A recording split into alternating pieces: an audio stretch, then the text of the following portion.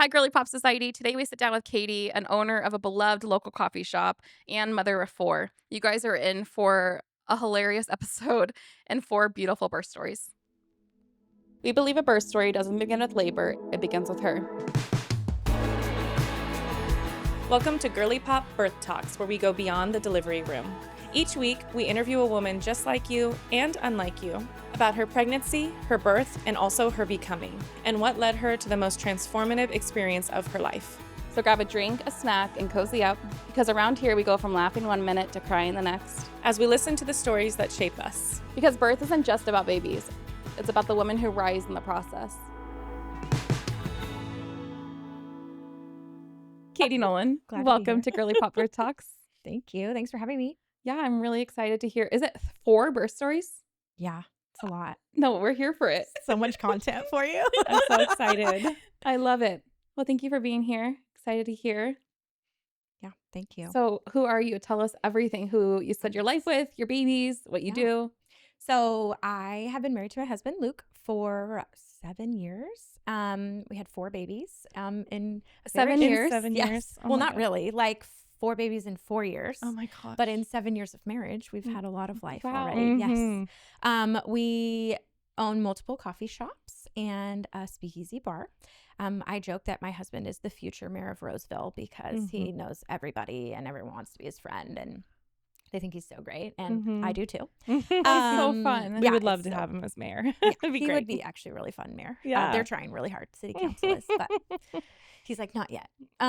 So yeah, and I get to stay home with my babies. We're Oh. homeschooling my oldest. She's in TK, so homeschooling TK is like we color fun, and yeah. talk about letters and read books and sing songs and Bible verses. It's Mhm. kind of the best ever. Mhm. Yeah.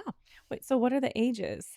So This sounds 4, crazy. Molly's 4. Yes, It's it pretty is, actually simple. it's 4, 3, 4, 3. 3, 2, and 7 months. Yeah. Oh my Molly will be gosh. 5 in December, so she's almost Okay. 5. But Wow. What Yeah. was the dating life before? we dated 4.5 years. Wow. So before we it's got like married. 11 years. Is that math? Yeah, almost 12. Yeah, 12 in December. I don't even Wait, know. when's Yeah. your anniversary? September Okay. 9th. Mhm. Yes. Oh, that's Kyle's Oh, Oh, birthday. yes. just kidding. It's September 8th. Oh, it's not Kyle's birthday. I'm getting confused because it's like 8, 9, 9. It is 8. Like, which one confusing. is it? Yes. Yeah, I'm terrible. My birthday's 8/9. Okay. Yeah. And so I'm just going to add that Yeah, into your it's confusion. perfect. Yeah. My birthday's 9/6. Yeah, that's not as cool. What I was thinking is my birthday and my year. I recently discovered that Oh, my yeah. birthday is 96, 97. Oh, that's kind of fun. She recently discovered. Well, because it always has the dashes in between. So it's just very confusing. You didn't put it So I together? never. That's great. Sorry. George's is 3525, which is a Oh, fun that's one. cool. 3, No, 5. And what's Molly's 5. birthday? It's December. 2nd. Yeah. Oh, fun. Yeah. So hers is fun too. She's like 12/2/2020. I love Oh, numbers. so many too. twos. Right? Me too. Yeah. Kinda So nerdy fun. about it. I had a baby, and it was, I don't know, it must have been 2021, but it was something like 3, 2, 1, 1, 2, 3. Oh, or wow. what? I don't know. 2023. That would be that's a complicated one. Yeah, that is. Maybe it was something like that. Yeah. It was cool. It was like 1, 2, 3 sequence. Mhm. That's what it was. Anyway, Anywho, we just have to Yeah. get all our like craziness You're out at the fine. beginning. You're It's good. fine. Okay, so who's Katie? Me? Yeah. I feel like that's such a hard question. Like post having kids, I'm like, Mhm. who am I anymore? Well, Right? who were you before your kids? Oh, I used to be a school librarian Oh, at cute. Sean Adams. Yes, I was a librarian Oh, for 7 years. So wow. like, Wait, love why do I books. immediately want a story? Like, I want to I could reach you one. get I cozy. yeah, let's get it. I'm surprised I don't have a book with me. I don't have my diaper bag. There's always one in there.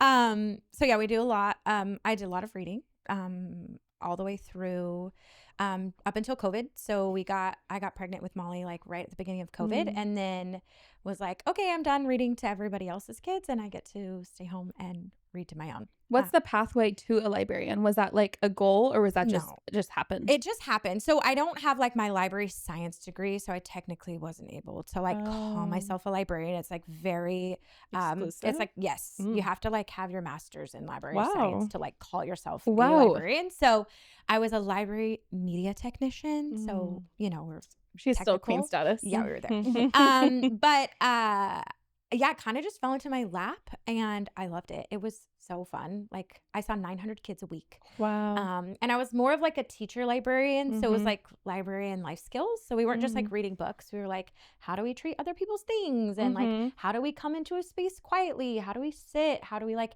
have a long attention span? So it was really fun to just like have my fingerprints like in all of these kids. 900 a week. It was, and I knew all of their names. Oh. It was the Stop. best. Oh yeah. Oh, That yeah. is like the most special teacher that It was fun. really gets to know Yeah. everyone. Well, and then it like ruined me for like so many baby names. So Yeah. like, That's true. Can't do now, that. Can't do I'm that. like, yeah, no, never Yeah. that one. No, it's not working Yeah. for me. So when did you and your husband meet? How old were you? I was 22. Okay. And he was 26. Oh, okay. Yes. And go ahead. Sorry. No, I just all the keep things. going. Yes. He was working at Bloom at the time. He was the manager. Okay, that's of kind of my Bloom. question. Was Yes. he already in coffee?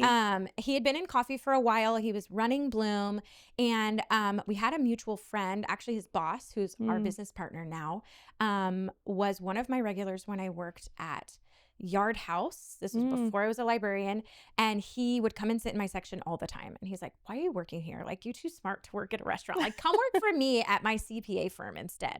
And he's like, "Also, I have this guy I want you to meet." And I was like, "Okay, have a boyfriend, have a job. I don't really think I You need had a that." boyfriend at the time. Yes. Okay. He just And like so- handed you this Yes, little he life was like, package. "Here, do this." And I was like, no, I'm good. And he was on it for like months. Like, come work for me, come date this guy, come Oh my work for me, gosh. come meet this guy. And I was like, no. And then finally one day, I think I was over it. Like I had broken up with my boyfriend and I was over working at a restaurant. Someone probably made me mad. And I was like, this is dumb. I don't want to work here anymore. And he shows up in my section. And I was like, wow, what providential timing. You're here. And he's like, okay, I'll give you a job, but you have to promise to meet this guy. And I was like, sure, whatever. Not thinking he's like actually serious. So I show up for this job interview at Bloom. My interviewer is this guy and No. my now husband, Luke So Noland. cute. Yes. So we like chatted and he like asked me like, what are your 3 weaknesses? Like a legit interview. And I'm just rolling my eyes this whole time because I'm like, oh my gosh, this is the guy that he wants me to date. And he set up this fake interview so that I would meet him. And we hit it off and Luke came and sat in my section the next night at Yard House. Oh my gosh. And like visited me and hung out. And then we like Facebook messaged back and forth a bunch, right? Like Facebook messaged. And I remember one of our first conversations, Luke and I were talking about like work and like what we would love, like our dreams. And he's like, my dream is to be able to walk to work one day. And I was like, oh, that's like so precious. How sweet. Like, I don't know how that would ever happen, but it's cool. And then fast forward, we dated for like 4.5 years. We opened Foursquare in that time. And I think that was really sweet too, because had we opened Foursquare in like the first year of us being married, it was like so stressful, so much going on. It would not have been conducive. But you got to, like, a married marriage. after. But we got married after. Which is almost more a Like, if you testament can of survive like, that. Yes, Yeah. that's how it felt. Mhm. Like we survived this chaos. We can kind of do anything. Yeah. at I this point. remember when I'm just having a flashback Yeah. when Foursquare was like a tiny room. Yes. Yeah. Like I a totally walk-up forgot about window. that. Yes. Isn't that crazy? Yes. And then was now it it's closed huge. for a little bit? Yeah. Okay. It closed and we did a giant remodel and then it's what it is today. Wow. Yeah. When did it Okay. open? We've been open 10 years. How? Yeah. Yeah. So Wait, really? I know it was 10 years Wow. in February. Oh my gosh. Wow. It doesn't feel, I don't know how 10 years goes by. that No. fast. The icon is Lincoln, right? Yeah. How did that? Is it on Lincoln Street? Mhm. Oh, so Yeah. boo. Yeah. And then House Divided is From his one of speech, Abraham right? Lincoln's speeches, which is also from the Bible, Matthew, I think Yes. it's 24:16, like a house divided against Yes. itself cannot stand, right? That's so And cool. so it's all, interwoven. that. We're kind of That's nerdy so smart. president people at this point. That's great. We all love my kids that. have president middle names. Oh my gosh. Oh, Yes. cool. Yeah. There's like a nerd alert there. But Love we that. love I it. mean, the librarian, it's yeah, I mean, tracking. it works. My husband was homeschooled. Like all of the things just came together. Yeah. So how was dating life? What was that like? Opening businesses? Mm. So you did the CPA job? I did. So I worked there for a year and then I left and went and started the library job. And it was fun. I felt left out a lot because I had like, you know, a 9-to-5 type of job. And then I had the weekends off, and Luke got to do like fun stuff with coffee, and he had like all these fun people working for them, and they just like hung out and talked about coffee and like got to make coffee and interact with people. And I was like, I love reading to the kids, but also that looks really fun too. And so I felt left out a lot. But we went to a lot of like catering events and stuff together. We got to do a lot of weddings and serve coffee at weddings. It was really fun to just be in the like groundwork of something. And Luke is an entrepreneurial spirit, like through and through. Everything about him, just like he wants to open businesses all the time. Like on the couch last night, he's like, oh, so I had this idea for another business. And I was like, whoa, hold the fort. Like no more businesses. I was going to ask, like, have you been, because you have this empire, have you always been like, yes, or are you more like, really, do we need more? I joke that he's like the mess maker. So he's like, I have this crazy idea. Let's make it happen. And then everyone else kind of has to come behind him and like, okay, how do we like narrow this in? Like, let's fine tune it. So I'm a lot more of like sense of reason. We're learning to like, my gut is really good on people and places and you know different locations and things like that. So you guys have been super successful with everything. My gut better. So we really are working out like how to make it a team. Like there's so many levels and layers to our relationship. Like we're married and we're parents and we're business owners together too. So there's like so many levels of it. So intense. It's a lot. Yeah. I know we joke like, man, if we didn't own businesses together, like what would we even fight about? I don't even know anymore because it always like any disagreement just comes into like business stuff, which is crazy. I mean, most people can't own a business with their spouse. Yeah. Like even my husband and I both being self-employed, sometimes we're like, this is not good. You know, it's so hard. But at the same time, I had like such FOMO that I like couldn't imagine not being a part of it. So we have really great teams at all the locations, so we don't have to be there all the time. Luke goes obviously when like the toilet explodes or like there's water pouring from the ceiling. All those things happen all the time.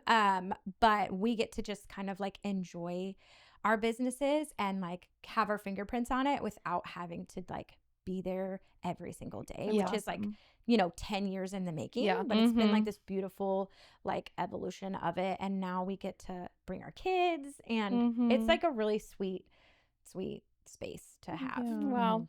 So when you had Fourscore because it opened in 2015, I'm guessing. Okay. And your first was born in 2020? Yes. Right? Okay. Yes. So when did you decide, like, we feel good enough about this business baby that we're ready to bring in, like, human babies? Because that's a lot. Yeah. We, I guess it wasn't even correlated in my mind. Maybe Luke was, like, a lot more calculated with it. But I was like, we'll get married. And then about a year after being married, like, let's try to have a baby. I always knew I wanted kids forever. I've always wanted them. And when Luke and I were dating, we dated 4.5 years, which like Christian couples dating 4.5 years is like a really, really long time. And I started towards the end, started calling him Grandpa Dad because he's like 4 years older than me. And I was like, if we want to have kids, like anytime, like we better get married and get started because you're going to be like a Grandpa Dad and you're not going to be able to play on the floor with your kids. So like, let's get on it. Was there a reason that there wasn't an engagement quickly? Part of it was the business stuff, right? Like just making sure all of his ducks were in a row. My parents really concerned, like, you just started this business. Are you going to be able to provide like for our daughter? And so Luke is totally the tortoise. I'm the hare. And so he just like put the brakes on it and kept it really just like slow and steady. And looking back now, I'm like so grateful we did, right? Hindsight's 2020. But in the middle of it, I was not a nice girl. I probably wouldn't have married me if I were the roles were reversed. I remember he told me after he proposed, he was like, I was carrying the ring around in my pocket for like 2 weeks. And he's like, you were being such a brat. There was one point I wanted to just like dink it off your forehead. Here's your ring. Right? Yeah, just like, dink. I'm trying to do something nice for you, and you're making it miserable. Oh my gosh. But worth it in the end, of right? course. Like he knew what he was getting into. Like there was no You made surprises it very clear. after we got married. Yeah, for sure. Yeah. Were there any people in your life, like your parents, that were like, you're opening a business with your boyfriend? Like, this is not a good idea. Well, we didn't have money mixed in, so it was all his funds. And I was just like, you know, supporter. Yeah, just I slave think it's labor so kind beautiful, like as a Maybe. as a business owner to have like your partner come in and Mm-hmm. want to be your biggest cheerleader and want to be involved and Yeah. want to be there. Like that is like that's amazing. Mm-hmm. That is really- so sweet that you were like trusted him and believed in Mhm. his vision, Yeah. rooted him on. Some days I'm his biggest Yeah. naysayer too. Someone has to be. yeah. But it's been really fun. Yeah. So So was beautiful. it about a year after you got married? Did that timeline work out for Yes. you? Yeah. Okay. About a year and a half. So we were married like 2 full years before I had Mollie. Okay. Yeah. Okay. Tell us about that. Okay. So I had my IUD removed like right around our anniversary, and I was like, okay, like it's go time. Let's do this. And I have had an autoimmune thyroid disorder since I was 8, but it'd been well managed, for 20 years. I was like 28 when we started. Hashimoto's? Yes. How did they find that at 8? My thyroid was enlarged. Oh, okay. Yeah, my mom like totally thought I had cancer. She's like having visions of Shriners, like as she's taking me in. And then they're like, oh, nope, your thyroid went out. Like, here's a pill. Like, you're good to go. So that's kind of how we managed it all this time. So mine had been well taken care of. I didn't have any issues. Like my cycle was really solid, like no problems. And when I went to have my IUD removed, I talked to my doctor and was like, hey, I know like thyroid stuff can kind of be a factor in getting pregnant. Like we haven't checked my levels in a really long time. Like, should we check them? And he's like, no, you're fine. So I was like, okay, cool. Like good to go. Let's do it. Which is such a 50-50 approach. There's some Right? doctors are like, you're extremely high risk. Like this is so dangerous. And other doctors are like, I know. if you feel good. Yeah. I'm like, okay, I guess like we're good to go. So we start trying. It's been a couple of months. We start trying in September, and then January hits. I'm still not pregnant, and my annual like thyroid checkup comes, and they check my levels, and I think I'm supposed to be like around a 4. I was at a 10, and they're like, what? Like, how are you? Are you okay? And I was like, well, I don't know. Yeah, were you like, having any symptoms? not that I noticed, but it was like holidays. You're kind of more sluggish around the holidays. It's like dark. You're not eating amazing. Like my periods were still fine. I was like kind of grumpy because I'm not getting pregnant over and over again, right? And she's like, I was like, well, would this affect me getting pregnant? And she said, oh, 100%. And I was like, okay, cool. Like I asked my doctor, like, why couldn't you just like run a lab really quick? But that didn't happen. Classic. And they changed my dose, and literally the next cycle I was pregnant. Like boom, like no questions. So that was like a rough time. I mean, it was like about 6-ish months, which in the big scheme of things is not long. It feels like a lot in it, though. But it's everyone else is getting pregnant at the same time. Like course. all of my friends were hitting all of that. And you see every pregnant woman. Yeah. It's the worst. And then they were like, oh, I'm not pregnant. Ew. And now I have my period. Like this is like a double bummer. So yeah, it was like a rough time, and I definitely made like trying for baby sex like not that fun, right? Like it should be way more fun. But when it's hard you're, not to make it that a job so bad, it's really hard. Yeah. My poor husband's like, I'm not a piece of me. You are. We need a baby. Work harder. Right? Totally. So we got pregnant literally like the weekend before the shutdown of COVID. Oh my like gosh. March, like whatever it that was, date was, right? Like we got pregnant like on a Thursday or Friday, and then we shut down on that Monday after. So it was kind of crazy. So like my whole life since COVID has been like pregnant, nursing babies. Yeah.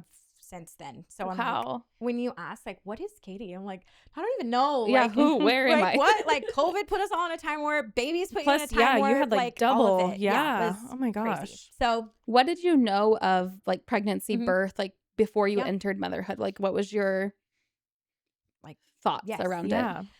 my mom did daycare in our home for 18 years. Oh, wow. So there was always like toddlers, babies, kids around. And then she had my little brother at 7. And I remember when I was 7, not she was 7. And I remember being like, I want to be there in the room when you have this baby. Like so invested, so curious. Like I thought it was so cool. And my mom was like, yeah, you can be there. And then she had him in the middle of the night, and I didn't get to be there. And I was so bummed. But at 7 and watching my mom like have my baby brother, I was like, I'm going to be a mom. Like, that's all I want. Like, we'll probably do other stuff, but like, mom's the goal, like Aw. no questions Mhm. asked. And my mom is very much of the mindset of like, you shouldn't feel anything in labor and delivery, like, and birth, like have the epidural. Like when you go Oh, in, I tell them see. you're at a 10, like tell tell them like pain level through the roof, can't do it. And she always talked about like, oh, I could never have babies without drugs. Like she had Wait, all that's three of so us with funny. epidurals. No, When you literally. get there, tell them it's really, really bad. Yeah, no, she's like immediately telling them Practice those so much screams. pain. Oh Yeah. my God, gonna die. Like Remember this one. literally- Ready? Yeah, exactly. She tells the story. She's like, didn't even know if she was in labor with my brother. She's like, I think I have a leak or I'm sweaty. Like it's September. I can't tell. And he's like, okay, come in. Like, I think you'll go fast. And she's like, can you have my epidural ready? She jokes that like she walks in to like meet her OB to like have my little brother, and the anesthesiologist like meets her like, Heather, I'm your anesthesiologist. Welcome. Let's go to have your epidural now. What a And she's like, dream. okay, like loved it. Like was her dream. So that was so like funny. always her narrative. She's like, I have low pain tolerance. I can't do it without drugs. Like, Mhm. why would you ever try it without medication? So, you know, I have that like in the back of my head Totally, as yeah. this narrative. And then she's like, all of my babies came out in one push. And then my grandma says the same thing, like one push, no problem. They slide right out. So I have all of these, like, I have to do it with drugs and I'm not even going to have to push. This baby's going to fall out. It's going to be great. It's not a terrible narrative compared. No, yeah, right. But Like, also, there I'd could probably be horror like, I stories. don't need to prep for it at all. I didn't. That's Yeah. exactly Yeah. what happened. Mhm. Yep. I was like, oh, I got this. Yeah. And in my mind, I had this like, okay, nursing feels like the long haul and labor and delivery is like this much in the big scheme of things. So I did most of my research on nursing because I was like, there's not going to be people there in the middle of the night to help me nurse. Okay, and but feed that's this baby. amazing. No, Because I that's feel like smart people, too. people Really? do the opposite Right? typically. Yes. I And then think they're so. shocked by how much breastfeeding knowledge they don't Hard. have. Yeah. So that's really cool. So I was like, labor, it's fine. There's not like gonna a think million about it. people there to help me have a baby. Like I don't even care. But I'm just gonna focus on nursing. Yeah. In hindsight, I should have done way more prepping of, you know, for my first one. And my pregnancy was beautiful, like so great, so easy. I got to hang out at home during COVID. Like everyone was shut down. So I like my first yeah. trimester, I just like took No naps and like expectations, logged into yeah. my computer and it was easy. Did you Yeah. guys stay open or still do coffees? Yeah. How did you did, do yes. that? We decided, so right when COVID was happening, I told my husband, I said, we need to pick our stance on this and then stick with it. Mm. So we're either going to be open and we're going to stay open the whole time, or we're going to close and be closed. Mhm. But we're not going to do like a back and forth with she-washy Yeah. type of thing. And we chose to stay open. We had to take out our seats, but we were delivering coffee. We were yes, making those coffee sweet for days people. of all those It's like unique quirky, things. yeah. We had bread. We were bringing people. I remember a vivid memory working at the birth center in 2020. And Megan, do you know Megan? What's her name? Norgard? Oh, yeah. She like came in and she would just bring Fourscore like all the time. Yeah. And I don't know, it was like some pickup thing Yeah, through the yep. window. I don't know what it Mhm. was. But I was like, oh, this is like the best coffee. Yes. And like nothing's it. open right now. And this Yeah. just tastes like It's heaven. even It better. feels normal. Yeah. Well, Mhm. that's what would happen is like people knew technically, like not our rules, like the arbitrary rules, right? You had to like get your coffee and go, like you couldn't hang out, and people were like hanging out and like looking at each other, and they like didn't want to leave. Yeah. They're like, something like this feels normal here. Like you've created a space where this still feels normal, and they were just like drawn to it like a magnet. And it benefited us because a lot of other coffee shops around us like open and close, and they changed their hours 7 times, so you couldn't count on them. Yeah. And so we ended up picking up most everyone else's regular business because they knew that they could count on us to be open. Thank you. And it was awesome. Yeah. Yeah. We had like a growth in sales during Yeah. COVID when everyone else was like Yeah. hurting. We felt like the Lord like really blessed us in our decision making. And so we were glad and confident that we just like, yep, this is the path we're doing, and we're just gonna like go forward with it, and whatever happens, like we'll figure it out. Yeah. Okay, so you're pregnant during that time. Yes. Mm-hmm. Life is good. Yeah. And what was your due date? December sometime? My due date was Black Friday, actually. Oh my gosh, okay. November, whatever that was. Okay, so she went a little bit late. Yes, a little late. I had a non-stress test. Oh, I ended up having to do a non-stress test because my doctor's office was upstairs and it was COVID. So we're wearing a mask. And I was running up the stairs late to my appointment. I feel like I was listening to your story. I said like, the same thing. It gave me high blood pressure. Yes. And I'm like, no, like I ran up the stairs. I'm 9 months pregnant and I'm wearing a mask. Yeah. Like, yeah. What do you think is going to Critical happen thinking, to my please. blood pressure? Yeah. So like, no, you have to stay. It's like non-stress test, whatever. And I was like, okay, fine. So I go over. I do the non-stress test and then they're like, okay, you're good. Like go home. And I'm like, okay, great. I think I'm like 40 and 2. Okay. And they're like, oh, you said you would like be open to an induction. And I was like, yeah, I mean, like, I don't know. Sure. Like whatever. And they're like, okay, we'll see you tomorrow. And I was like, what?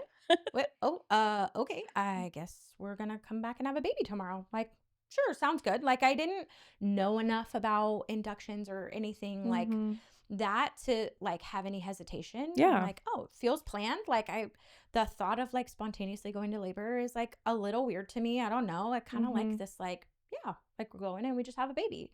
It's good to go.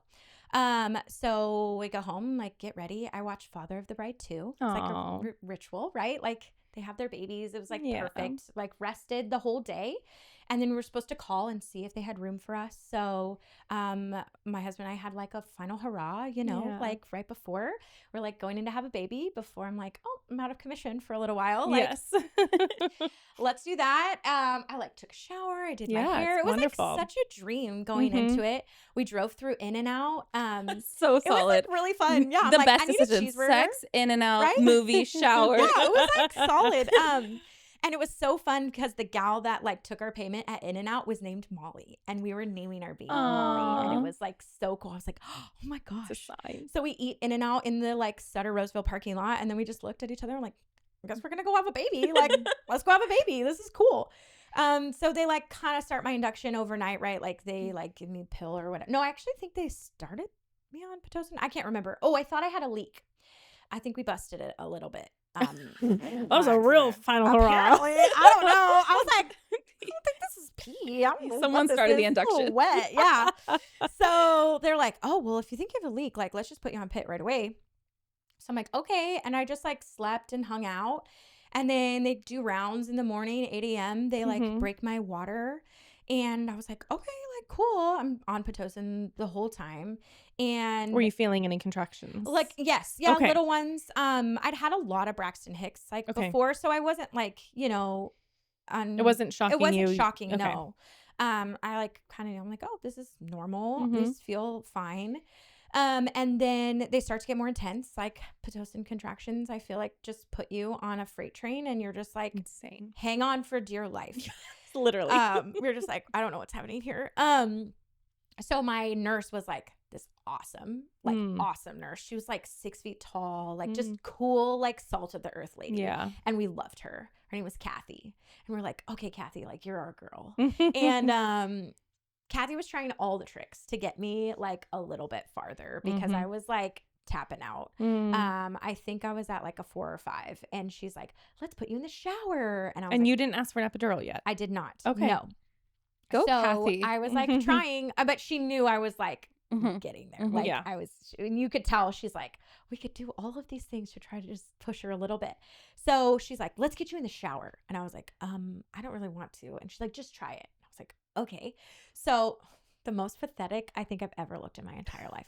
I didn't want my hair wet because I had just washed my hair. Duh. So they put a shower cap on me. So ridiculous there. Then I love that you could think of that. Like, I don't want my hair wet. I did not want my hair wet. I was like, well, if I'm like here for 2 days, I don't want my hair all nasty. Like, I mean, the picture of my induction starting, I have my hair all nicely curled. See? Yeah. Did not look like that at the end, but. So I'm like, okay, I guess I'll get in the shower. They put like, monitoring on my belly, like the tape, and then they put a plastic thing over that, and then like plastic, and then they like put plastic over my like, and IV, you're naked, and I'm naked, and I'm hurting, and I'm just like, and then they shove me in the shower, and like there are these giant open showers, right? Like there's no curtain, it's freezing, and I'm just like, gosh, I was like, this is trusting Kathy. This is stupid. This is so stupid, like so bad. And the whole time I just wanted to put my head down. Like I didn't want to hold should've. my head up. I had it down. the hair what? Got me in the shower. I just wanted to like put my head down like this and like As you go do, to I would have another took off place. your hair cap. Oh, got I your would hair be so wet. pissed at you if you got my hair wet. And then I would have braided it really beautifully. Okay, see, that would have been nice. I probably would have been okay I would have with told that. you I'm gonna massage your scalp all night. Oh, that would have been nice. You're just in labor, babe girl. See, I didn't do the doula thing. I was like, look, and I like got You're this. good. Well, Yeah. and that was the other crazy thing is like no one else could be in there because No.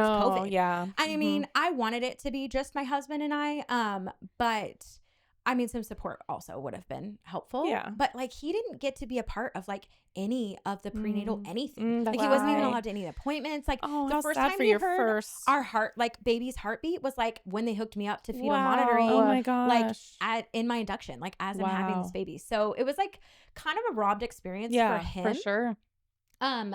But yeah, and so You didn't I'm- know any different, I guess. no, we Mhm. didn't. Yeah. And I'm in the then I'm in the shower and I'm like, It's not going get me well. out of here. Get me out Yeah. of here. Like this is the worst. This is the worst possible thing. And they're like, okay, like get back in the bed. I'm like, all right. And then they are like, I'm like, I need the epidural. Like I'm done. I start making owl noises. That's when Luke knew. He was like, I've never heard her make this noise before. Wait, and can I was you doing like, explain that. oh. They were just It over does and over sound like again. an owl. I never thought of that. I always So- think of like the cow, like Yeah. No, it wasn't as moany. It was definitely more owl. And I'm just like, Yeah, I Yeah. like have like a vivid like sense of the I've never labeled it the owl, Yeah. but that means to me that like we're getting there. Like Yeah. this is like getting oh, 6, 7, 8 centimeters. Yeah, I was gonna That's say where that it's feels at. like I think it's transition right to me. transition. I Yeah. was. Yeah. And then I was like, I'm out. Epidural Yeah. now. Yeah. Get the shit on the Yeah, road. I'm like, I don't even care. So they gave me the epidural and I'm like, oh, chilling. Like, this is great. That's what Like, my mom no told me problem. about. Yeah. Yeah. Easy. I didn't even know there was a button. No one told me about the Oh button. my gosh. The I button. didn't need the button because I was like, oh, I feel great now. Like, this is awesome. And we're not that far in. I think I got my epidural about like 11 a.m. So like from Wow. 8 to 11, I got to transition and then had my That's pretty epidural. good. Started pushing at 2. Wow, Yes. that's great. Which- that is so I- fast. I also think that they did not let me labor down because I didn't feel pressure, but Kathy was going to be off her shift and she was like, "You're hey, doing this." I want to see this baby. Like, let's do this thing. Like, we've been hanging out. And I was like, well, can I put my 80s jams on? I think that if we put some 80s music on, I can like totally push this Totally, baby out. totally. Like, we got it. And so I start pushing and no, this is like not effective pushing by any means. They're trying all the things. They got the bar out. They had the sheet. They're like trying. And I just don't think she was there enough. Like we were 10, but it wasn't like, she was not descended. So I'm starting to get tired. We're like 3 hours of pushing. Oh my and I'm gosh. like, I'm done. I'm like so tired. I'm like blacking out in between. Like you take a tiny power nap in between pushes. I'm like, I felt like that was like a 2-hour nap. Wait, we got to do it again. And they did, the counting and the bearing down. And I was like, in my head, I was like, I bet you if I just like stood up and squatted, this baby would come out. You had that But intuition. I didn't do it. Well, I didn't could you do it. have even like how I don't exhausted know. you were? No, probably not. Yeah. Probably not. So finally doctor comes in. He's like, I think we're going to vacuum this baby out. And I was like, sure, whatever. Like I'm exhausted at this point. I don't even know what to do. And so they vacuum her out and she comes out and immediately doctor says, baby's got something on her cheek. And I'm like, what? Like what is happening here? And then the doctor turns to my husband, who has been no part of any of our prenatal anything, right? Like didn't get to go to ultrasounds, like nothing. Doctor turns to my husband and says, did you know about this? And he's like, I'm sorry, what? Like, wait, isn't it your job to know Yeah. about this? And like, no, we had no clue. They didn't see anything in any ultrasounds. Nothing. No. And I had Wow. an ultrasound at 20 weeks and I didn't have anything after that. Yeah. So we wouldn't have known. And what was it on the cheek? So it's a lipoma. So it's basically just like a fat pocket, but they didn't know what it was. They just saw something They just and- saw like her cheek was definitely not symmetrical, very enlarged. And they're like, we might have to have a NICU team, like, because we don't know how she's going to latch or not with this cheek. So like pull everybody in, right? They whisk her away. Oh my gosh. My husband follows. I was like, you go with that baby. Like, I don't even care what's happening. Like, go with baby. And I'm like shouting instructions like out the door. It's actually Was really this funny. like immediate? Pretty immediate. Yeah. They put her on my chest. Well, it's like kind of blurry. So they took her, they were checking her out, and then they put her, like they weighed her, they put her on that little like baby thing next to you with like the heat lamp thing. And then they're like, she seems to be doing okay. They kind of did like a quick suck check like with their finger, and they're like, I think she's good enough to give to mom for like a picture and like do a little skin to skin, but not like, she was already wrapped up and had on and everything before I like got her. Wow. How was that? Like, did you feel like that was robbed, like immediate meeting your baby? And I think because we didn't know she had the cheek, like I was more concerned, like, is she okay? So I wasn't thinking that I was robbed of that in the moment, right? Because we were like, what is happening? Like, and you probably going just on wanted with this baby? the best care for her. Totally. Yeah. So then I was like filleted after this vacuum delivery. Like literally filleted. No, the best part is coming. You don't you guys. I'm terrified. Actually filleted. So then they're whisking her away, and they're like stitching me up, and they're stitching me up for like 20 minutes, you guys. Like, I mean, what was your vacuum experience like? It was just like one push, and then he pulled her out. Okay, good. So, because I've heard pretty traumatic. Oh no, I don't. The popping and. Oh no, I didn't hear any of that. Good, no, and good. she didn't have any bruising or anything, which was great. But yeah, so they whisk her away, and I'm like, cool. I'm gonna get stitched up here. Like, I'm just hanging out. And they give me this like their Sutter Sunrise, like that. Oh yes. Oh my gosh, you guys. I felt like, so I pushed this baby out. Stuff's going on. Stuff's happening here. Stuff's happening here with the baby. I don't even know where my husband is. There's like a million people in the room. Oh, and I forgot the best part.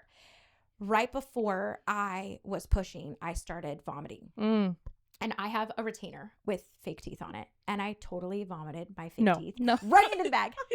I just barfed my teeth right out. Who got it out? Who got it out? Well, my husband offered. My husband offered. I love that that's what you thought of. No, literally. He's like, you want me to get I'm your like, teeth? who's putting their hand in the You're birth? like, don't take that back away. Yes. I was like so scared. I was like, oh my gosh, my teeth are in there. Like, hold on. No, you're like, hold on. No, literally.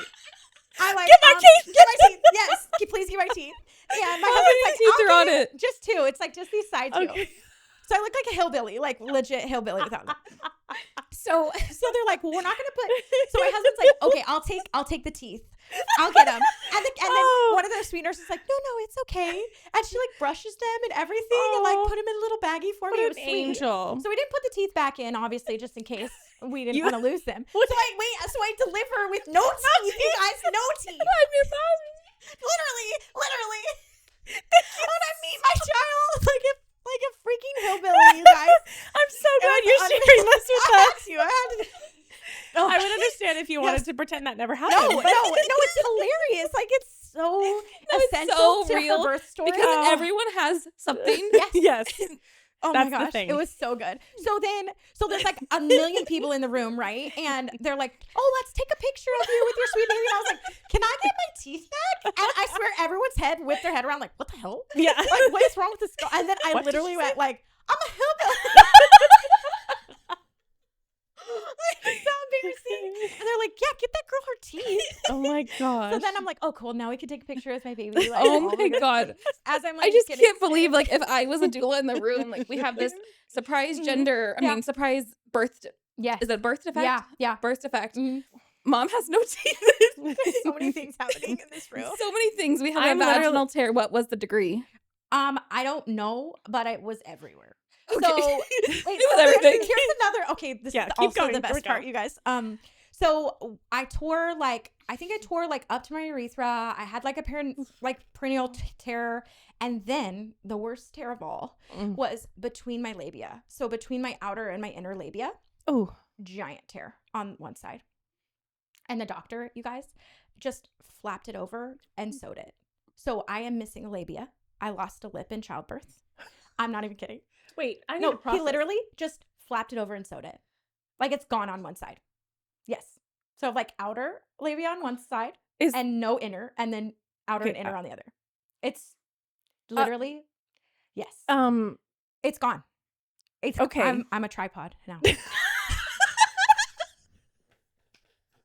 not even kidding, you guys. It's too Wait, okay, funny, very funny, but also what? Yeah, it's gone. Is that standard practice? Like, why did they do I that? I don't know. Okay, I'm just giving yes. you and him maybe some perspective. I'm sure it was. It probably would have healed not great. Yeah. So they probably just Did their best. so like cut it off or sewed it in. Yeah. Which I guess is Oh my better gosh. than a flappy. Oh, yes. No, there's Ham no sandwich. flapping, that's for sure. No. Flapping. No, it's sucked in. It's yeah. Yeah. It's gone. Yeah. It's my sister's favorite thing to tell about me to people. She Oh. literally will tell people, my sister lost a lip in childbirth. Like, And are it's people like, gone. a lip? And then she's like, And she- no, oh a lip. no, a lip. Yeah. Wow. Yeah. Oh my god. And she told me, I told her I was coming onto this podcast, and she says, Mhm. if you don't tell them that, why are you even going on that podcast? You have nothing to share tell but them. that. You have to Oh tell them my about your gosh. missing lip. So Oh my god. yeah, so we lost it. Okay. We It's lost gone. teeth. We How lost was a the lip. recovery for that? Terrible. Yeah. It was terrible. I like couldn't move like Yeah. one leg to the Ugh. other, like any Yeah. like separation of anything. I had to, and then my tailbone Yeah. was terrible, like so sore. So many My hours of husband pushing. was like, stand up, and I was like, I am.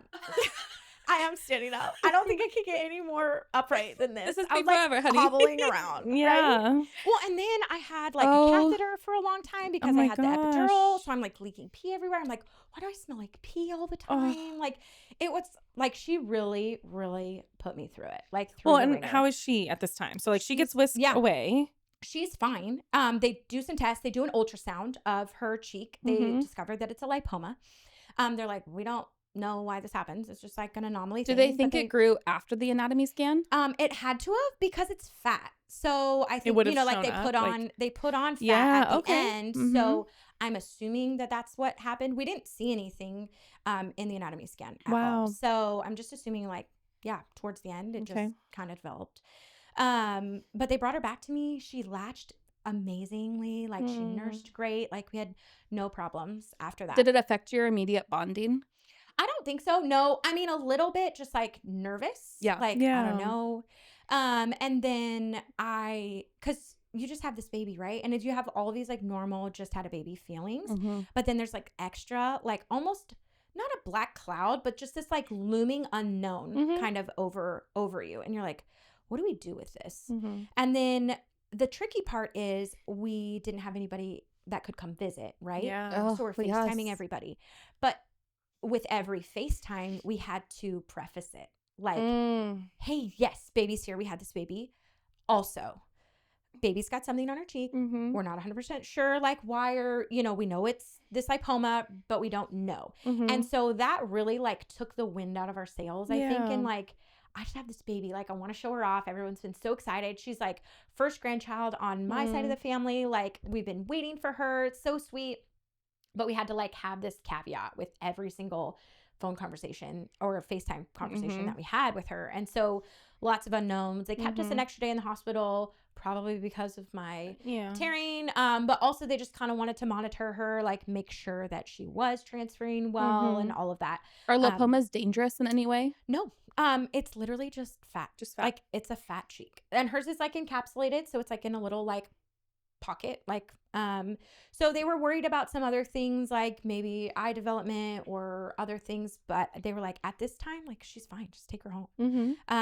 Or like and- breathing? Is that like yeah, a worry? they were a little bit worried about that, but no, it's like literally just like in her cheek. Wow. Like not in her neck, nowhere Awesome. else. So it was like best case scenario Yeah. of like something to happen Yeah. like that. Mhm. But it really like, because we didn't know. There's like so many unknowns with it. Like, we're gonna have to have surgery right away? Like, what are we gonna have to do with her? Yeah. So it really like it Yeah. made me very angry with the Lord. I was like, Mm. Jesus, why did you give me this baby? Like, I love her, obviously. Yeah. Like, she's beautiful. But you to can't me. just like, enjoy her. You Yeah. have to like I felt like it came with all these like things attached to Yeah. it. Like Mhm. it couldn't just be like, okay, we're just gonna go be in baby. Mhm. Yeah. I was like, are we gonna have to come back to the doctor like a million times? Yeah. Like, how is this gonna work?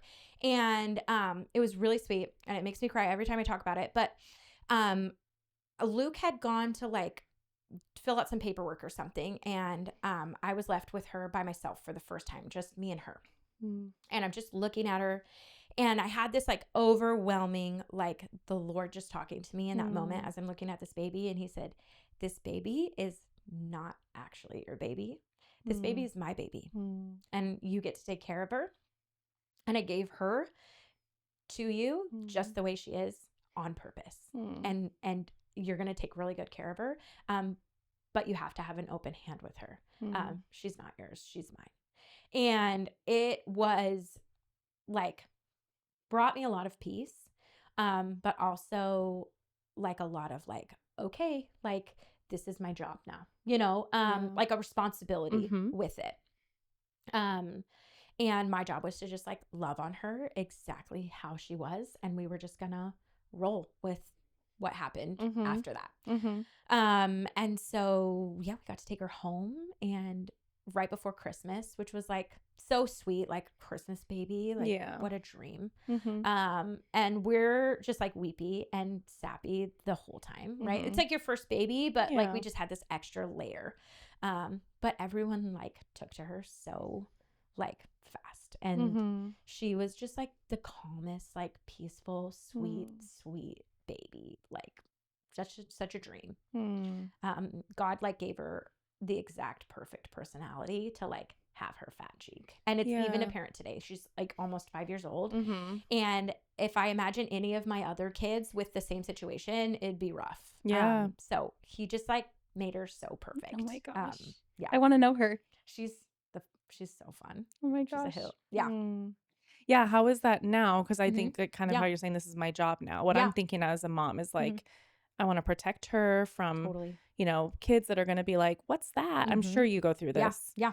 How has that been? We have a lot. I definitely like, I see like all of it, like mom eyes, right? We're like hawks. We're like, I see everyone looking at her. I can see people like whispering, talking. So I'm a lot more aware of it, I think, than even my husband is. Like when we go to social settings and things, we do a lot of coaching with her. Like, hey, when people ask about your like cheek or why you have a big cheek, like, what do you tell them? And we're very purposeful to say like, this is how God made me. And that's the like verbiage and coaching I've given to her. And so when she was little and couldn't say that for herself, that's what I would say. And that's pretty much all I would offer. And a lot of people are just like, oh, okay, cool. And they just move on. Some people, you know, like press in more and want to ask questions, which is fine too. I think the most like hurtful thing that I see happen is like when kids obviously say something and their parents are like, shh, shh, like shush them away. Because it's like, we all know, like we all heard. And so like, this is your opportunity to be like, hey, like, let's learn about somebody that looks different than us. And you've like robbed not only your child, but my child as well in that situation. It's like an opportunity for that. Yeah, totally. Of like, hey, like, let's be inclusive. And it's okay to ask a question about why somebody looks different. Like, that's totally fine. And I just have to remember like, I'm used to her and how she looks, and I see her every day. And I obviously think she's beautiful the way she is. But for some other kids, like some of the way she looks, like her cheek is really big and her mouth is like a little bit like off center because of it. And it's kind of scary to some other kids sometimes. Like they've never seen anybody like that before, and it's unknown to them, and they're like a little bit freaked out. So I've also coached Mollie to be like the first to engage also. So she like, if someone's like feeling nervous or like, you know, you can tell they're hesitant, I'm always like, Mollie, say hi. Like, this is our friend. So we have to do a lot of coaching. And I have to just do like a lot of regulating. And when she was little, like some days I was like, cool. Like, yeah, I can go out and have people stare and like ask questions. Like, I'm okay. And then some days I'm like, can't do it. Like, nope, we're not going out. Like, I'm not doing it.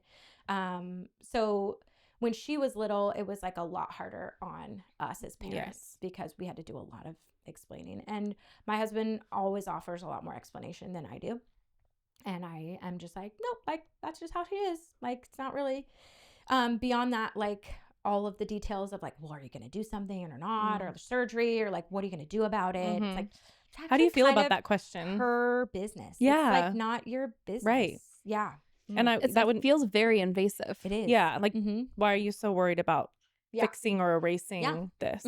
Yeah. And instead of just like seeing like this is how God made her. And obviously we're going to have to do a surgery down the road. Is that something you have to do? Yeah. I mean, it's probably best decision to do. It's just hard because it's like we have what she has is known to us, right? Like we know the social situations with it. And so the idea of like offering my child up to somebody that's going to cut her face open and open up a whole gamut of unknowns with like surgery recovery and all of that feels very overwhelming. And if you ask her, she wants her small cheek to be big like her other cheek. And so that's something I didn't think about when we kind of pushed out the surgery option and just like, let's just let her grow. Like, let's just let her be a kid. Yeah. You know, all of that. I didn't think about her having an opinion about it too. And now that she's almost 5 years old, she does have opinions. She loves her cheek. She like will look at it in the mirror. She touches it. Like it's so sweet. Like her confidence with it. And that's also like just innately her and like the Lord on her life. But yeah, she wants two big cheeks. She doesn't want two small cheeks. She wants two big cheeks. Yeah. It's cute. Is there any rush to it or can it just be?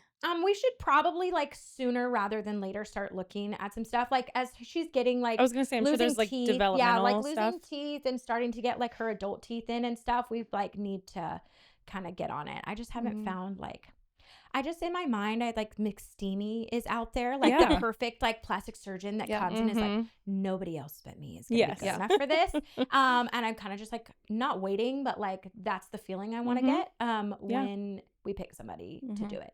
And we may have to fly out of state. Yeah. And then I just keep having more babies beyond that.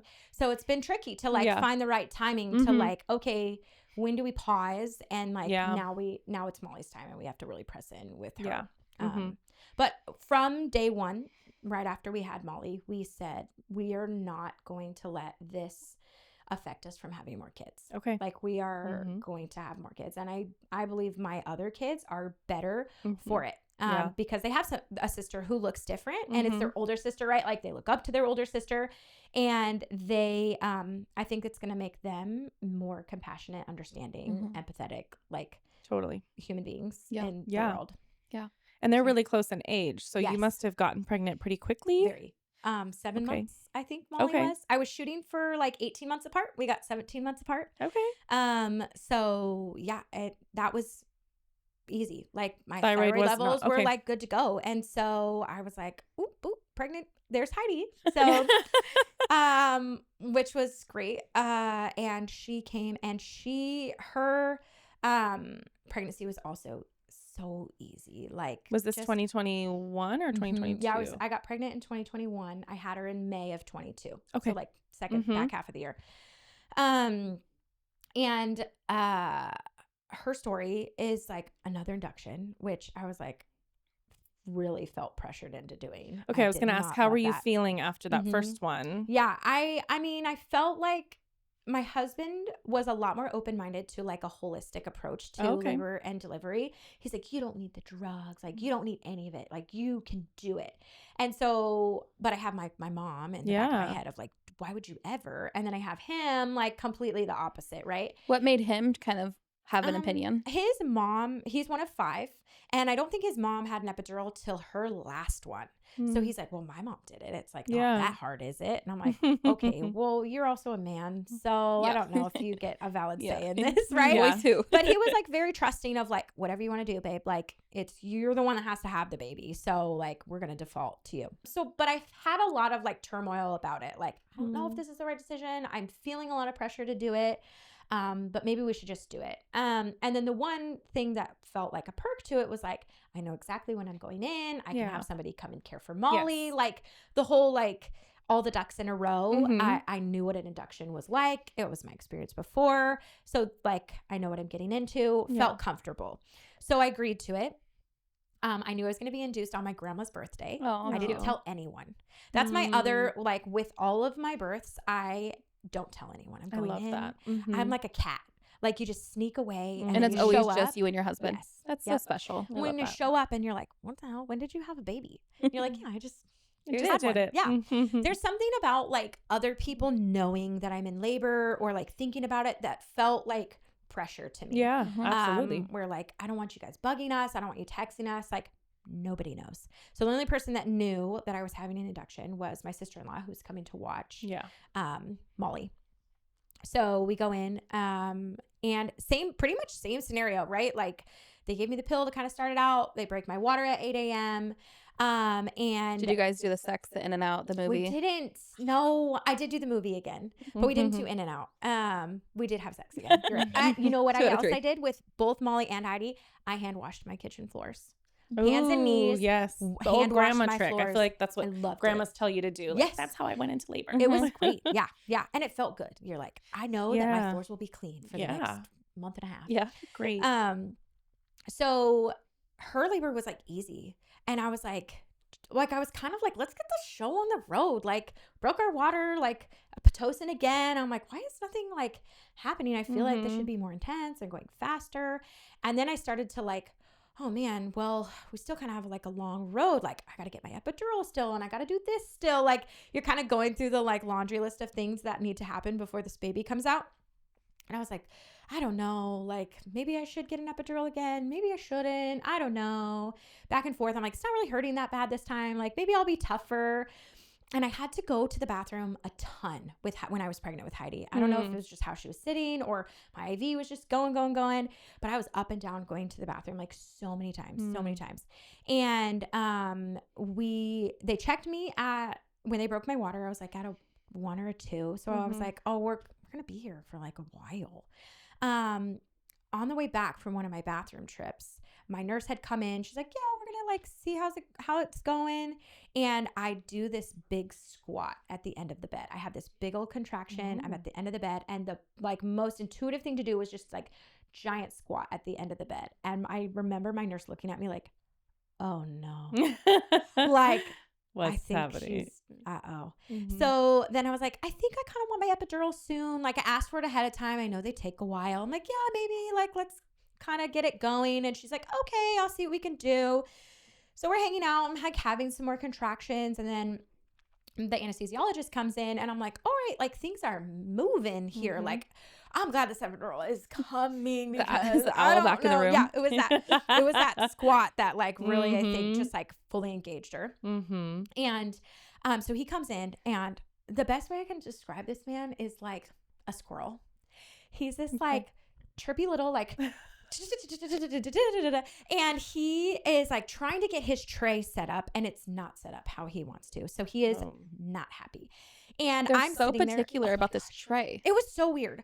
And he's like, and he's like complaining under his breath. And I'm just sitting there, and my nurse is holding labor. me. Yes, like trying to hold still, right? I'm like all curled over, and I'm having like bad contraction after bad contraction after bad contraction. And they're just like, I'm still on Pitocin. So they're just like boom, boom, boom. And I'm like, okay, whoa, this is like really getting really intense. And then all of a sudden I have this feeling, and my body like pushes her down, and I swear her hair is just touching No. the Oh my sheets. gosh. And Just touching the sheets. epidural's not in. Not in. And he's like doing his thing behind me, like on the bed. Wait, what did you say? I'm so sorry. Touching cheeks? No, he's on the sheets, like her setting hair his- is touching the sheets. Oh yeah, Heidi's hair is like touching. I'm like, what? She's touching the sheets. Stop. She's like there. There's like a Stop. tennis ball. I Stop. swear, she's just like. How are you right not here. screaming and like I'm not- moving? Oh no, I was just like, I feel like I would have been thinking like, I just need to get through this. My epidural's going to get in, Totally. and things are harder right now just because Yeah. I'm in this position. Yep. Like you could totally talk yourself out of that. Oh wait, But you were crowning. and I let out like a guttural, Oh, like I'm like sure. ugh.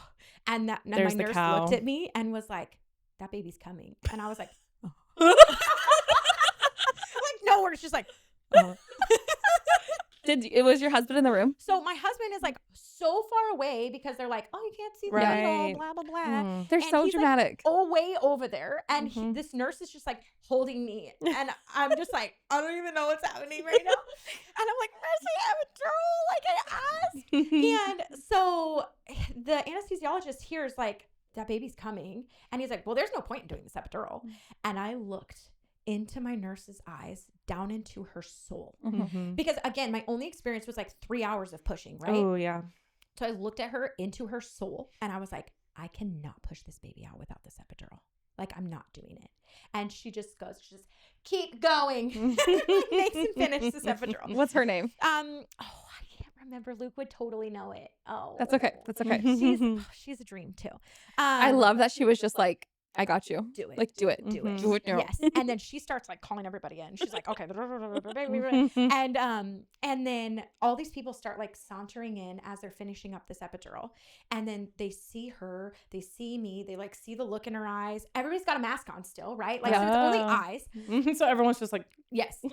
And then they're like, oh, this baby is coming, like now.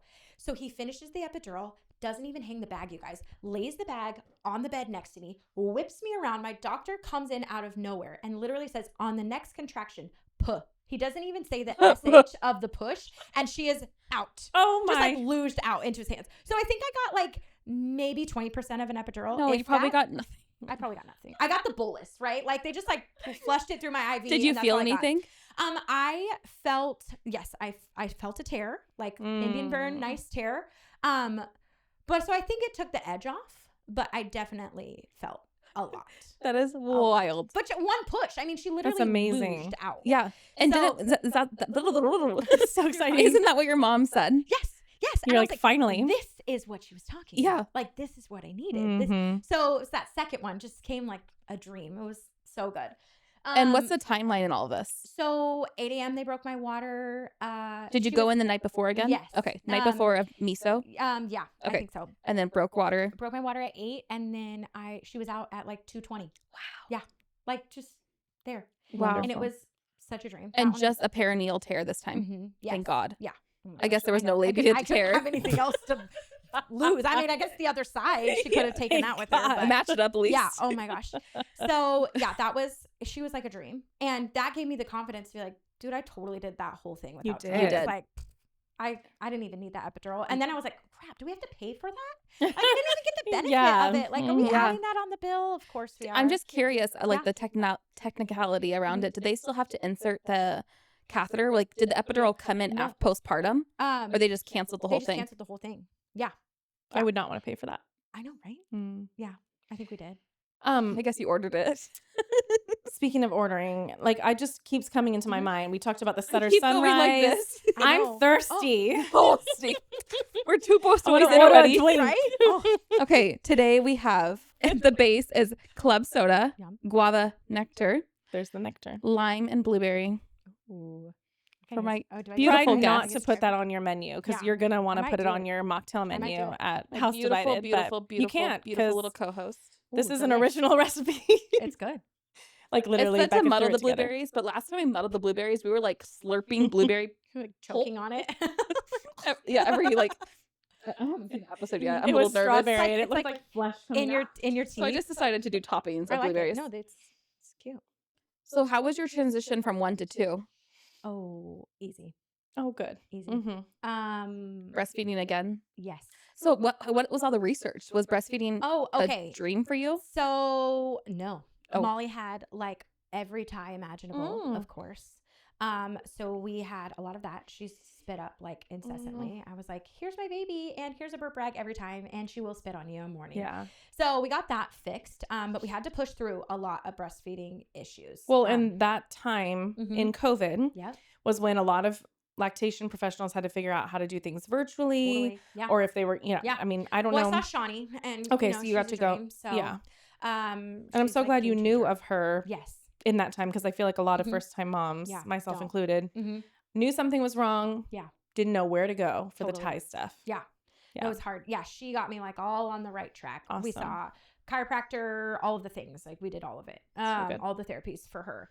And so, but we had a very successful breastfeeding story after that. And just really like empowered me Mhm. and wanted to make me encourage other moms too. Mm. Like it's hard. It like takes an intestinal fortitude to Mhm. breastfeed that you don't realize that you need, but so worth it if that's your goal, right? So we made it to a year breastfeeding with Mollie. Awesome. I was already pregnant, so kind of towards the end of my first trimester, I was drying up, and it's right about the time she turned 1, and she was kind of over it anyway. So we were like, okay, like good to go. Like we Mhm. don't even need to do this anymore. Mhm. And then I got a little break before I like started back up again with Heidi. And she was easy, like breastfed great, no problems. Like she had No ties? no tie. Well, I think she did have a little But bit they of were, a like, tie, functional. but we just worked through it. Yeah. She was a very redemptive like feeling of like I got my skin to skin. Yeah. Like her birth felt very like just an exhale of like Yeah. we don't have all the things that we had with Mollie. Yeah. Yep. Because we're like new parents and then thrown into like just to being a parent right away, like making parental decisions. And with Heidi, it just felt like we kind of got to be in that baby dreamland that we were deprived of. Yeah. Totally. With Mollie. Totally. Was there like a grieving or like anything that came up of like realizing what you did lose with Mollie? I don't know if it was necessarily a grieving, but more so like this is how it was supposed to be. So with Mollie's, I felt like things happened the way that they needed to because of her situation. And with Heidi, it was like, oh, like this is what it was supposed to be. But it wasn't like I felt super robbed with Mollie because, you know, Mollie had her stuff we had to check out. Yeah. But yeah, with Heidi, I was like, oh, this is sweet and blissful and like exactly what I needed it to be. Like the second one felt so redemptive. And then we like, stayed the night in the hospital. She was so easy and so sweet and just precious and tiny. She was 1.5 pounds smaller than Mollie was. Oh my gosh. So I was like, what is this tiny, tiny baby? But also why she louged out, right? Like so sweet and tiny. And we were just like, oh my gosh, she's like a dream. And then we had like our whole birth experience and delivery experience was great. Our postpartum experience at the hospital was not great. Oh. So we had declined a couple of vaccine options and they were on a mission to change my mind. I had filled out paperwork to decline and they made me fill it out 3 times. They kept losing it. Did all the scare tactics, your baby's gonna die kind of things. And I was like, she's not. There's, alternatives. Like we declined the vitamin K shot and they were really upset about it. I was like, we have the drops. Like we're not just like, doing whatever. nothing. Yeah. Like we're on it. Like I'm not just making this decision on a whim. Like I knew what I wanted. And they did not like that. And you could tell that like every person they sent in was going to try like a different tactic to change my mind. And I was very kind and very like matter of fact about it. Like, no, like this is what we're deciding to do. And then I just wanted to get out of there. All of my charting notes said, wants to go home, wants to go home, wants to go home. Like, get me out of this hospital. I need to go home to Mollie. Like, we're solid. Like, I don't have tearing everywhere. Like, I feel great. Like, get me out of here.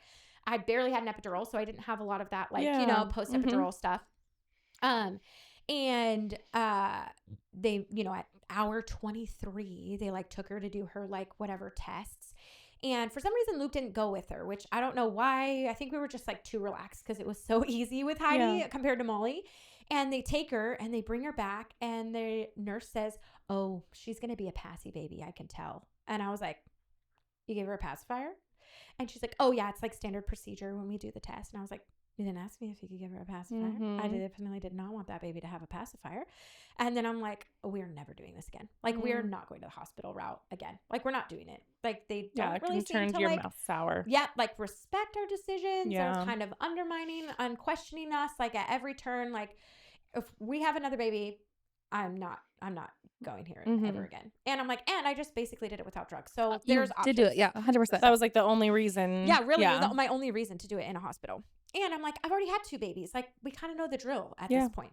So that was my decision. Like, as we left, I'm like, I'm never setting foot in a hospital to have a baby ever again. Like, we're out. Did you guys talk about how many kids you wanted at some point? We did. So we did like a little premarital like counseling before we got married. And we had talked before, like 4 sounded like a really good number. Like, it just felt right. Like 2 was not enough. 3, like an odd number. 4 just sounds right. So we go into our like premarital meeting with our couple friend from church and they're like, okay, like kids, what are we thinking? And Luke says 4. And then I said 6. And he was like, what? He's like, you can't just whip out 6. I said, no, I never said only 4. I said at minimum 4. at minimum 4. And he's like, you can't just spring 6 on me. And I was like, what better time in premarital counseling? Of We can work course. this out. Like, right?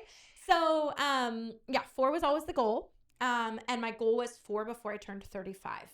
Okay. So we accomplished that. I am 34. I just turned 34 Amazing. in July. So I had 4 before 34 even. So we beat my goal, which was Wow. great. Overachiever. Apparently.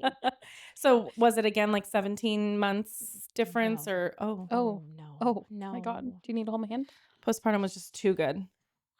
No. It was- the gin was too good. Oh, Yeah. We know her well. We I'm went to squeezing.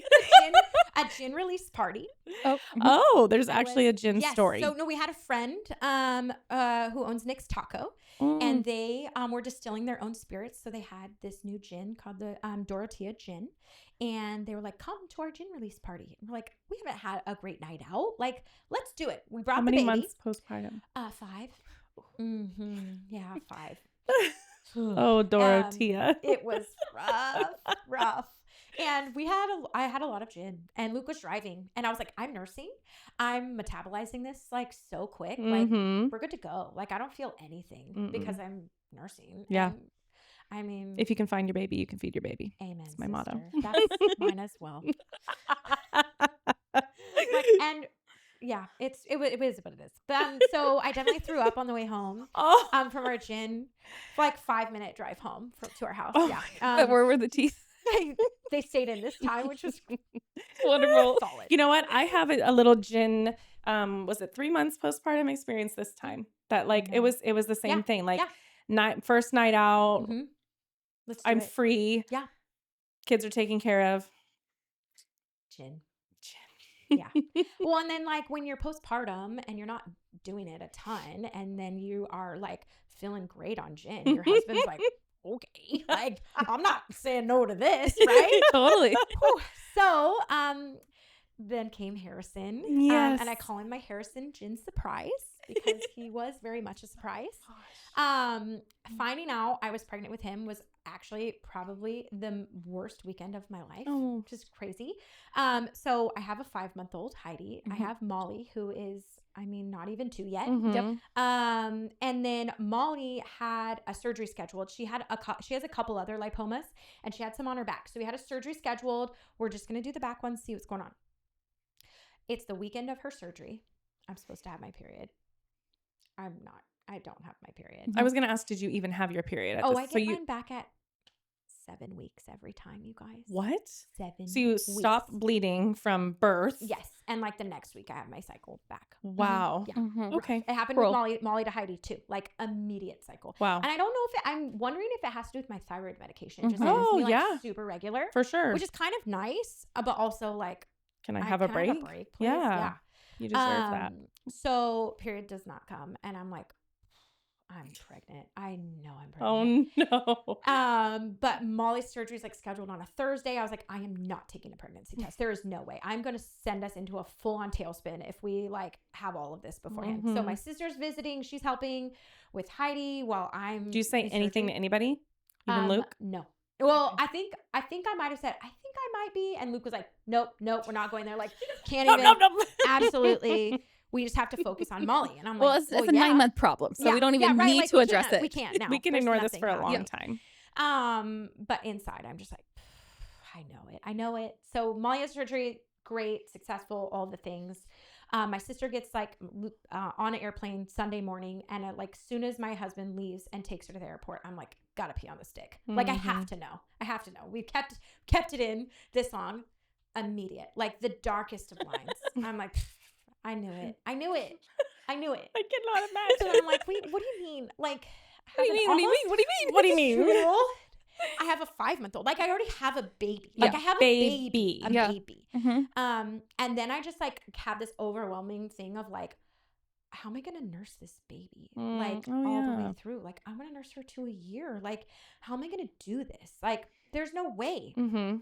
So, we nursed great through the end of the first trimester, and then I got connected with Shawnee, and I had 8 different moms donating me breast milk so I Aw. could feed Heidi all the way through. So I could still do 2 to 3 solid feeds a day with what I had going on.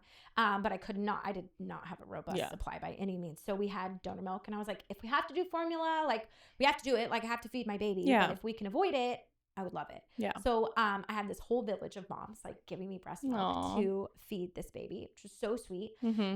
So I fed her up until 2 weeks before I delivered Harrison. Wow. And So how far apart are they? they're 14 months. Yeah. Yes. So I cut her off because I'm like, girlfriend, it's colostrum at this point. Like, I don't even have anything for you. And I am not tandem feeding. Like the moms that can do it. It's amazing. Absolutely not for me. I was like, sorry, we're not doing this. Yeah. So honestly, that child, she's 3 years old and would still nurse to this day if I let her. Like she was all about it. And I felt really bad that she got gypped.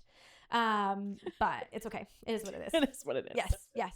So then, it was the best part. So we opened the bar like right after Heidi was born.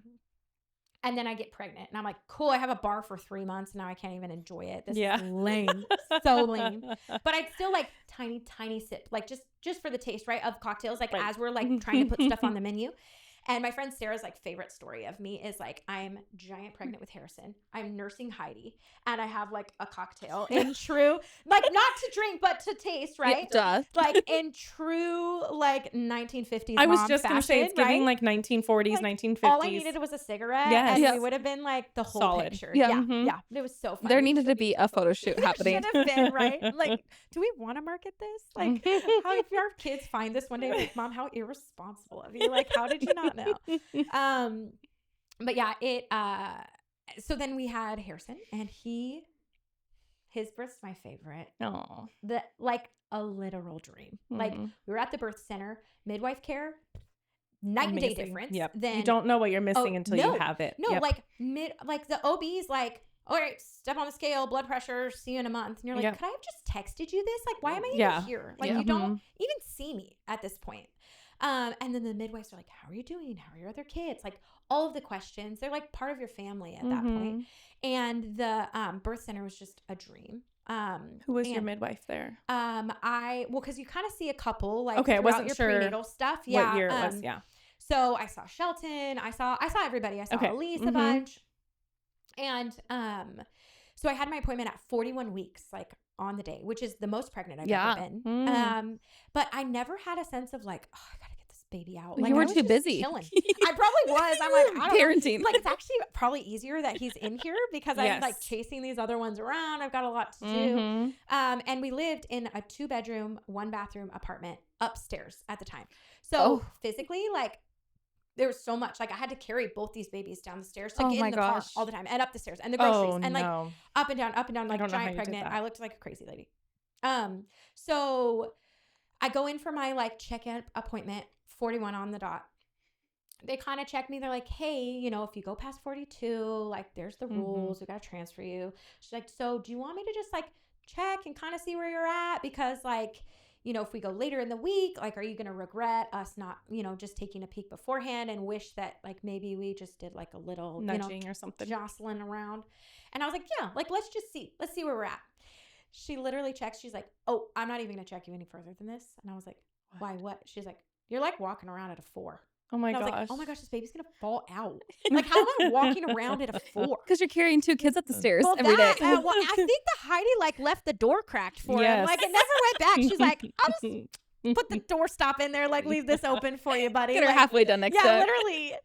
So so then I'm like, oh shoot, Luke, I think we're gonna have this baby like in the next day or 2. I don't even know. I'm like, we better go get groceries. So I'm walking around Trader Joe's, just like imagining this baby like falling out at Trader Joe's. Like, well, especially after Heidi's experience, like like so I would fast. be afraid just like a little like push the fart out a little bit. Whoop, baby. Yeah, I go into the bathroom and I have like a full BM in the bathroom at Trader Joe's, and I was like, what aisle would you choose? Like if you did birth, like where? I don't even know. I think I would go right in front of the California rolls. Oh, that's a They're good idea. so good. Oh, that's and I could really just be good like idea. sitting there like. Right? The berries. on them. I'm just giving the berries. Giving The all the berries. berries. Yeah. So I'm like, well, and then I'm like trying to psych myself out of it because I'm like, you just know how dilated you are. Like, there's no way you're having contractions. Like, you're fine. And I was like, I think I am. So I'm playing it cool, like so cool. At Trader Joe's. At Trader Joe's, and then I get back in the car, and Luke's driving me home, and I'm like having contractions. Well, you pooped there. You playing it said off. that? Yeah. Okay. So like, It's time. Yeah. You're just such a badass. Maybe, I don't know. And I'm like, I don't want to freak him out. Like, so I'm like, just playing it cool. How I'm on many my minutes groceries. is this after that check?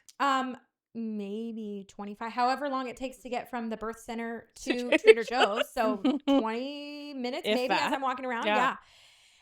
So then we get home. I think my appointment was like at 10:30. We get home like 12-ish, and I'm unloading groceries, and I'm like Up the stairs. I go up the stairs, and I'm kind of walking down the hallway, and I like have a pretty good one in the hallway, but I'm like playing it off like I don't want Luke to know yet. And because mind you, this is my first spontaneous delivery, right? So like I don't really know what to expect. I had a lot of like not fears, but like nervousness of like, I live upstairs. Like, what if I'm in too much pain to get down the stairs? Like, what if I can't get down the stairs to my car? yeah. Like just like weird things like that, that if you've only had an induction birth, you don't kind of know. like, I don't know what's going on here. So, I have like a good one in the hallway. I have another good one coming back up the hallway. And Luke like peeks his head around and is like, hey, those were kind of close together. Are you keeping track of this? And I was like, how did you know? I don't know. I don't know. I don't know what you're talking about. I'm definitely not in labor. So we like He heard like your breathing or something. I think he just like saw me stop. Why did you not want to tell him? I don't know. Like I didn't want to psych him out till like I really felt like I knew it was the real deal.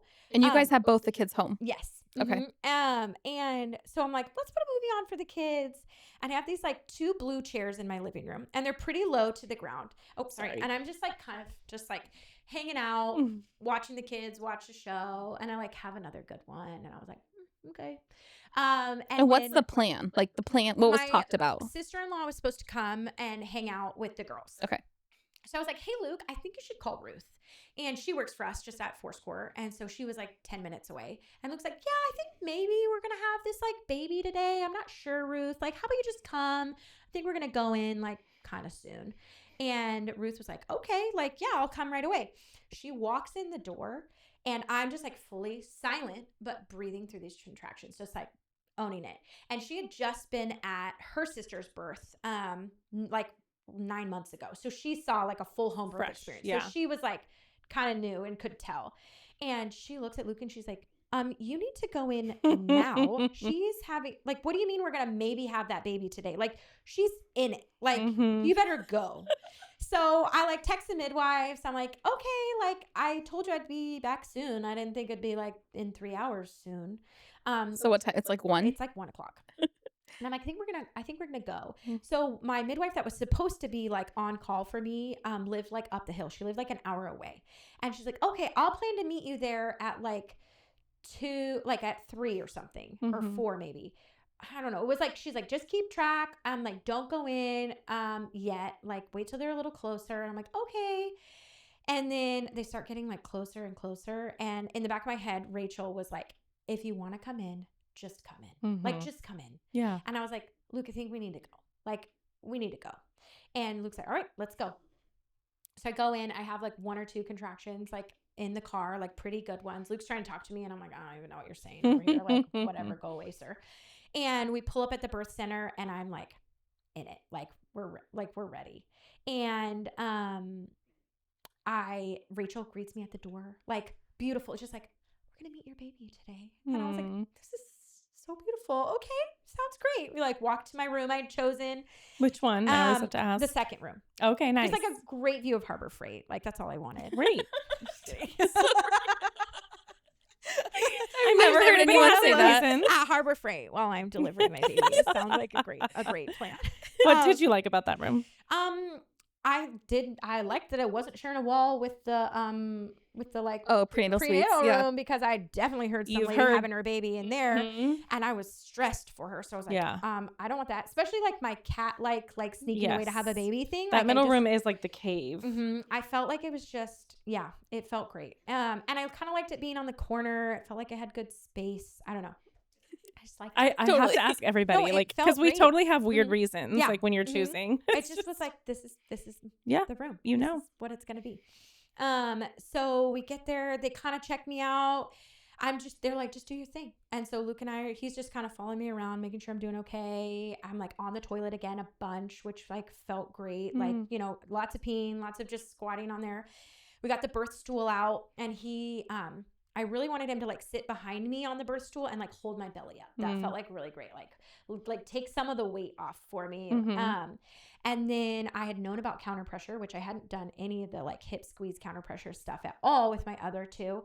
And so Elise was there and Rachel were there in the room. And I was like, hey, Elise, can you show Luke how to do the hip squeezes? And she's like, yeah, on it. So she like does a hip squeeze for like a really good one.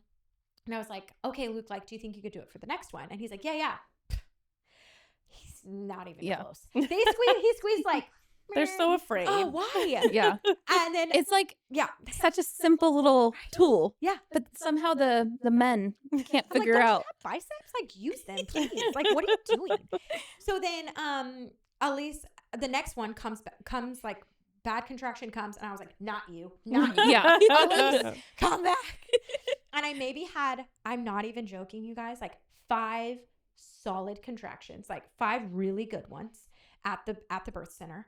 And then one like hip cracking one of like full distension, like, and I did like I was standing up at the end of the bed because I was on the birth stool. I stand up, I like bend over the edge. I have like a couple pillows stacked, and I do like a good guttural, just like, like into the pillow. And that baby was out. Again, out. Yes. Oh my gosh. Yes. So like, I always say like, he came out in like 6 shitty contractions, and that was it. Like the rest were like totally manageable, doable. It's like the last 5 where I was like, this sucks. I'm done. And then he was out. Wow. And it was 2.5 hours, you guys, Wow. start to finish. Wow. Nicole came in. I think it was Nicole. Was it Nicole or Leah? Now I can't remember. Came in like at the time she said she was going to meet us there, and he was like out. And I was like, really glad I didn't wait for you. This baby would have been on board on the stairs. Yeah. So, and then he was just like a dream also, like the best, tiny tear, but it like came back together. I didn't even need stitches. And then we like left a couple hours later. Oh my gosh. It was like so nice. It was so nice. We drove through. So we lived in Citrus Heights, like right around the corner from Leatherby's. All of my husband's family was like at Leatherby's. So we called them on the way home, and we were like, hey, we'll trade you a peek of the baby if you buy us a pint of ice cream. And they're like, wait, what do you mean you had a baby? Oh my and we're gosh. like, come out to the parking lot. And like legit just like had Harrison right there. And they're like, when did you have this baby? And we're like 3 hours ago. Like just drive through baby, like shit him out and like get some Leatherby's and head home. Oh my gosh. It was awesome. Well, it was so great too. Like Ruth, my sister-in-law, didn't even have to stay the night with the girls. Like nothing. Like we just brought him home, and it was a dream. So that was my precipitous labor. Wow. And it was the best one. Wow. Yeah. So 2.5 hours. Yeah. Easy. Wow. I know. Did you have warm up leading up to it? Did you notice like prodromal labor? I mean, I don't think I ever, like I had contractions like here and there, but they was just like normal, like nothing that ever freaked me out. Nothing that was like, oh my gosh, are these ever going to stop? Yeah. I think just mentally, I just like sucked myself out of all of it every time. I was like, I'm not even going to entertain the thought till like I can tell it's the real deal. And I think that benefited me a lot. Yeah. Because I was always like under the impression of like, if I go in, I am not going home. Like, do not send me home. Like, I'm here. We're having a baby. Yeah. So I think because I had that in my mind, I was like, I'm not like ever going to entertain anything fake.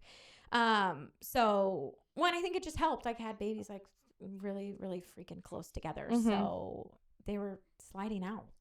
Incredible. Sliding out. Yeah. So when did you get pregnant now? The last one. So, yes, with Georgia. It was funny because I had a scare. So Harrison was born in July. In March, I had a little bit of a scare, like my period was late. And I was like, oh no. Not again. I don't think I'm ready for like another baby yet. Like he's still pretty little. I don't know if we want another one yet. I know I want a 4th one. Like after every single one of them, I was like, another one tomorrow. Like another baby tomorrow. Like I'm not done. And especially after Harrison, I was like, that was like, I'm like drunk on power, like delivery at this point. Like I could do anything. And so I really wanted another one, and Luke was still on the fence, like of timing. Like he knew he wanted a 4th, but like timing wise. So I'm like, oh no, like I don't feel like this is great timing to like have another one this soon. And so I was a little freaked out, and then my period was just late and I got my period. But then that really like started the wheels turning, like, okay, when are we going to do it? When are we not going to do it? And at that time, I kept feeling like someone was missing in our family. Like I knew with every ounce of my being that we were having another baby. And I kept like looking for another baby that wasn't there. Like I'd have all my kids at the table and I'd be like, someone's missing. Like, where is, like, am I just a crazy lady that can't keep track of her kids? Or like, is there really like someone there that's supposed to be there? And I kept telling my husband, like, I saw there's another baby. Like, we have to get her.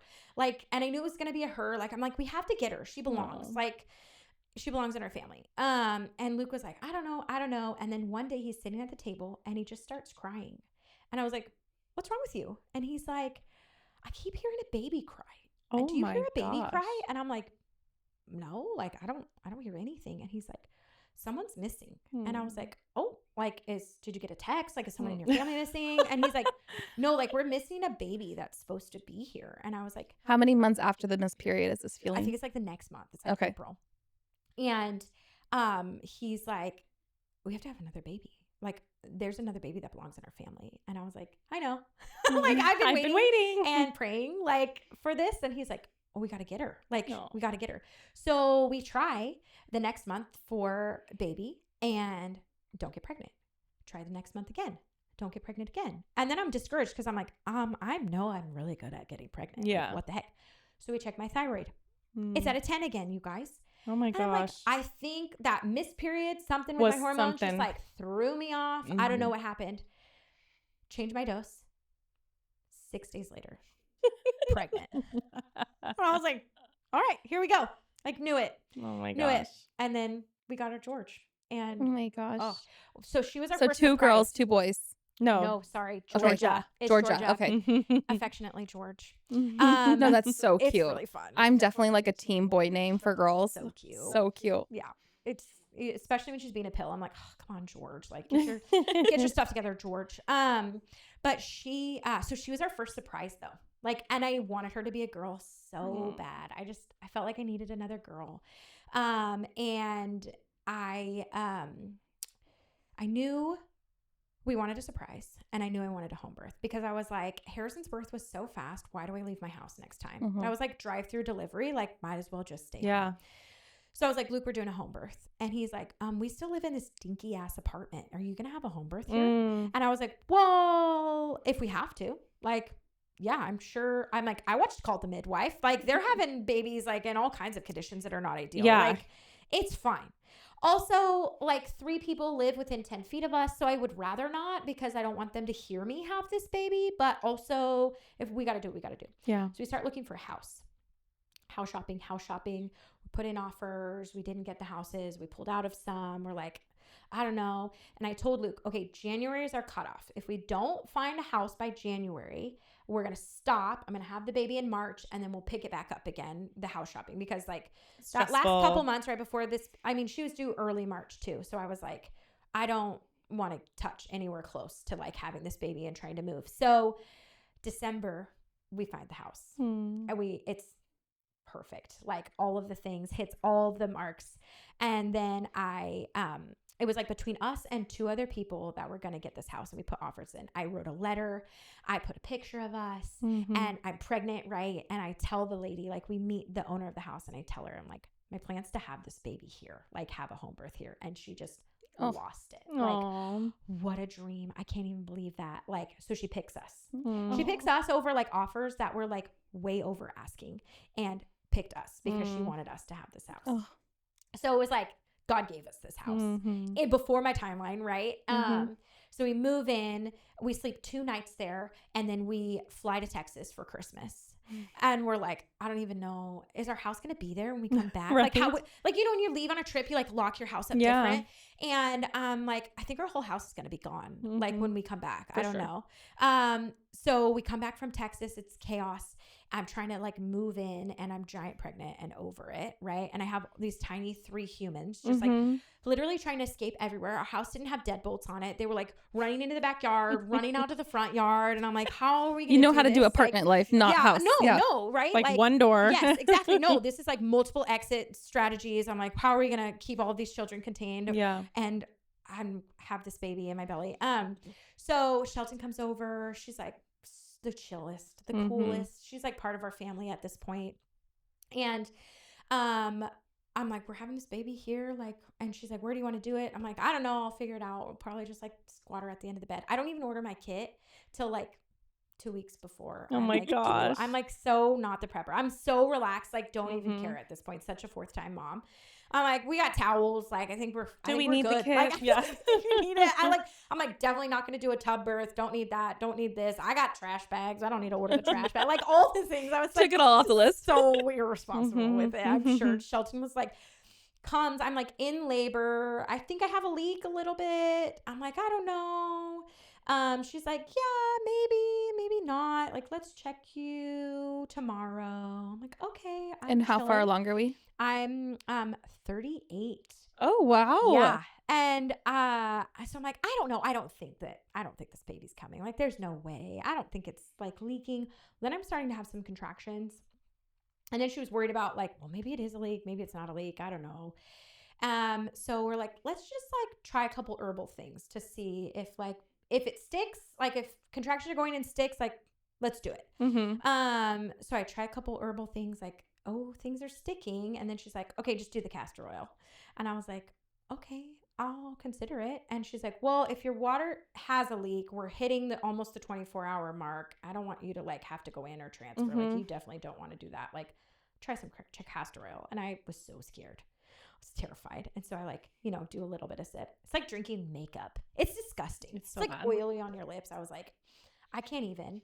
And she's like, well, if you want your baby to come, like just do it. If you don't, like hang out. And I'm like, okay, let's just do it. Like I like got the gumption and I'm like, let's do it. Let's just get this baby here. Like I don't even care anymore. So I take like a big old shot of it at like probably 1 p.m. Things are moving. Like literally ready to go.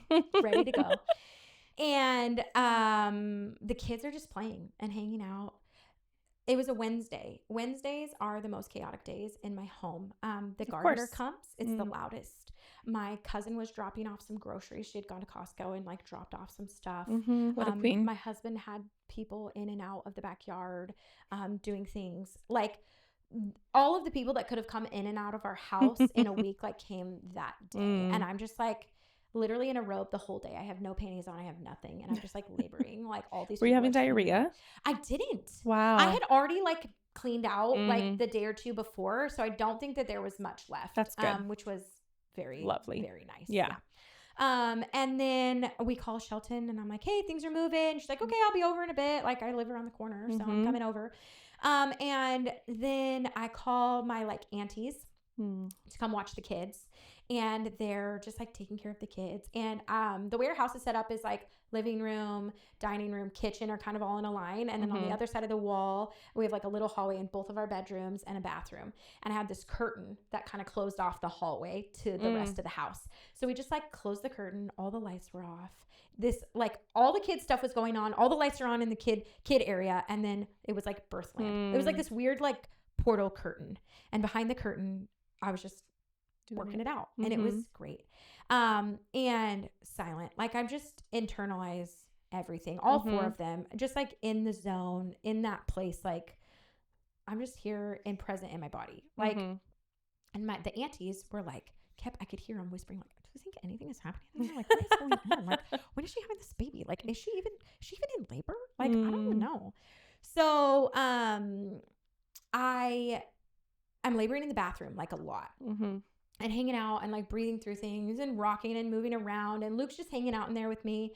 And he says, I start to get like really quiet. Like I'm not answering questions anymore. Like, it's like that transition spot. And Shelton had gone to check on her son. And Aria was like my assistant there. And Aria's kind of just hanging out, like waiting for things to happen. Because Luke and I pretty much had it handled. Yeah. And he's like, hey, she's getting really quiet. I think we're pretty close. And Aria was like, yeah, okay. Not believing him at all. And I am like, I feel like I need to push, but my water hadn't broken yet. And so I'm like, weird, like bulgy feeling. And I feel like if my water just broke, like she would be there. But I couldn't get my water to break. And Shelton's like, just she comes back. She's like, go in and just get it. Like, pop it. And I was like, I can't. Like, I can't do it. And she's like, come on. Like, next contraction, just like, do it. So Shelton. And I was like, I can't do it. And I felt like I was like playing yo-yo with her. Like, I could feel her go down, and then she was coming back up. And I think we're probably 5 hours in. And I'm discouraged at this point. Because this is longer. Harrison was so fast. So I just assumed I was on a fast track from here on out. And so I'm getting frustrated because like I can feel her. And if the next contraction came faster, like it would keep the work that I was doing. Because I could only hold her like with my muscles down like as long as I could. And then she'd like slip back up. And I was getting angry. And finally I was like, break the water. And she's like, well, that's technically an intervention. I was like, don't care. Do it. I was mad. I was like, I could totally see it. I was like, do it now. And she's like, okay, well, we got to get you on the bed so I can like break your water. So I'm like, okay, go for it. So she like breaks it. And again, like 5 shitty contractions later, stand up, squatting on the side of the bed. Oh, the best part about this whole thing that I totally forgot. Mollie, the whole time I was pregnant, was said, Mom, I'm going to see that baby come out of your vagina. Every appointment, she would tell Shelton, I'm going to be there. I'm going to be there. So, right, like last couple contractions, we can tell like same exact scenario as Harrison. Facing the pillow, do the big moan. They're like, get Mollie. So they put Mollie up on the bed. She's definitely not in the splash zone. She's like up on the bed. Because I'm like, I don't want to, I don't want her to see anything. And having Mollie there was like cool and different because I'm like, I really am going to keep composed because my 4-year-old is in the room. Like she's 4.5. I don't want to freak her out, right? Like this is shaping her view of birth, right? Like I have to do a good job. So I like squat her out and I don't know she's a girl. Like I don't know. And Luke catches her. He like wraps her up. Oh, the other best part, Luke Noland. He delivered Harrison. Like he caught Harrison. He's seen multiple babies delivered. So Georgia starts coming out. Her head comes out and she's got her hand up by her face, which is probably why we were having some issues. And Shelton's coaching him, right? And she like kind of comes out and she says, tuck it back in, tuck her arm back in. And Luke thinks she means push it back inside of my vagina. But really she means like hold the elbow like to her body so that it's like doesn't tight. get caught. Yeah. Oh no. He's trying to shove her arm back inside. He's like, I can't quite. And I'm like, what the is going on? Well, and then it was weird too because like I'd never pushed a baby out with their hand up by their face before. So I'm like, does she have 3 bodies? I know she's head down, but this feels like something's 3 different. Bodies. Why does she have 3 bodies? Because it's like fist, elbow, and then elbow, shoulders, and then the rest of her body, right? I'm like, oh my gosh. Pushed out so much. Right? I'm like, so then I felt just like filleted again, but in a different way. Just like so open. Stretched, Just like pushed this giant feeling human out of me. Luke catches her and he like wipes her off. And I'm kind of just sitting there like a moment, like head in the pillow. I'm just like, oh, gutted. Like this one was rough. I was not anticipating it being that rough again. And then I'm like, man, he hasn't told me if this baby is a boy or a girl not yet. Like, he just gave me my moment, which was so nice to have that. Like, I know someone I trust is holding my baby. He's not trying to shove it into my face, which is not what I want at all right now. And then all of a sudden, get him like choked.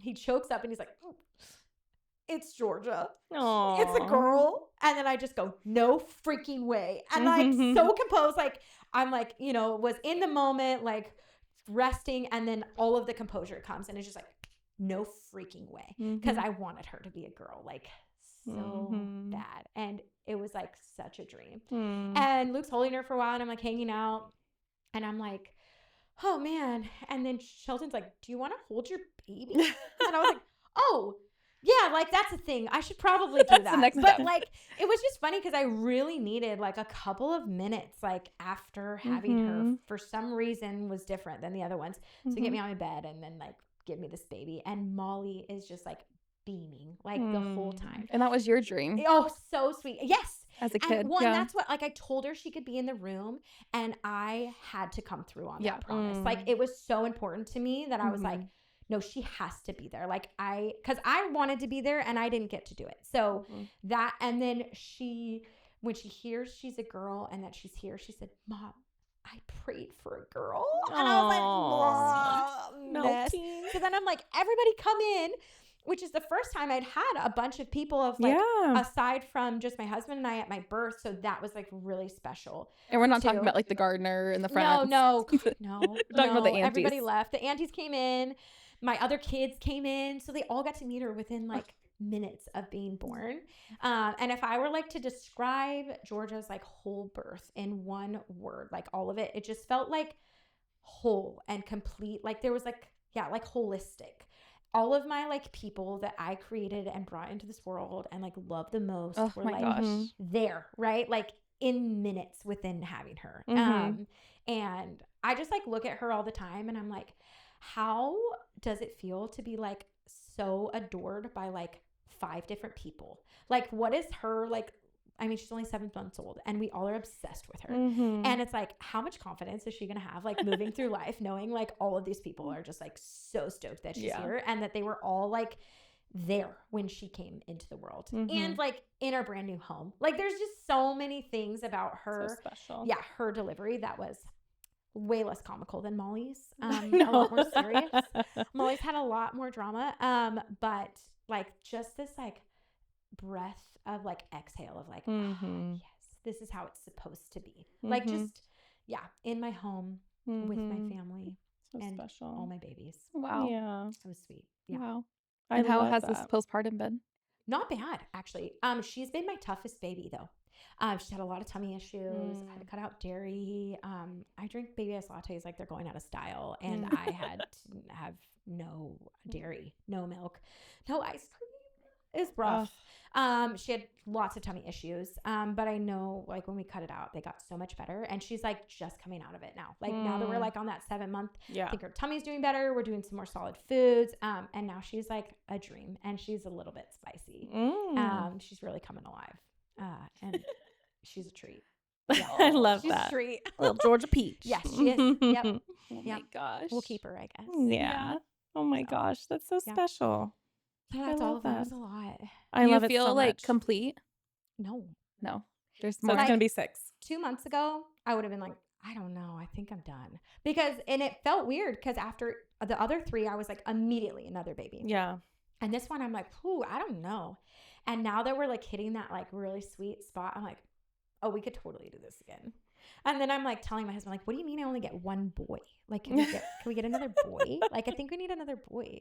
Harrison needs a brother. Like, he's got all these sisters. So I think I'm drunk on like just the power of having babies. Yeah. Like, it's hard to let that go. Yeah. I don't know how you stop. Like, I don't either. If you guys know, tell me because I'm not sure I could do it. Don't know yet. Right? You're not done either? No, I haven't started. Oh, I forgot. Yeah. No. Okay. She has babies.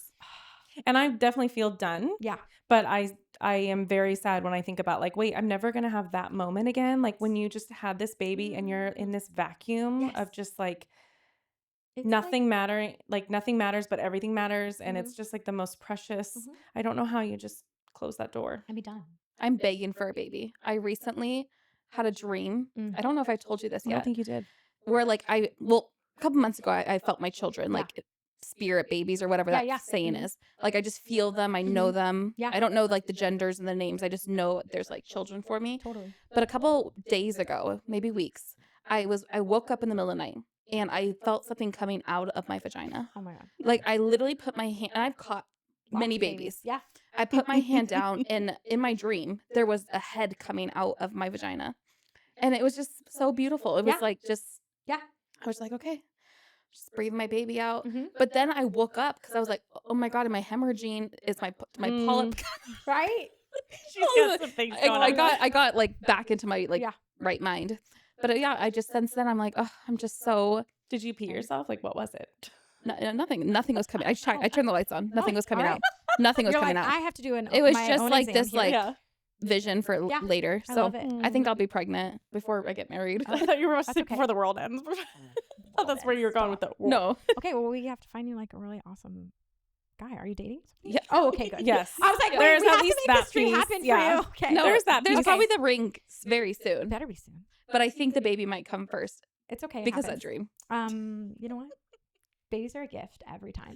They're a gift. Yep. And so worth it. Mm-hmm. So Like, excited. so worth I it. agree. Well, I love your stories. I know. I loved that. I was thoroughly entertained by every aspect. So much. I'm never going to So forget.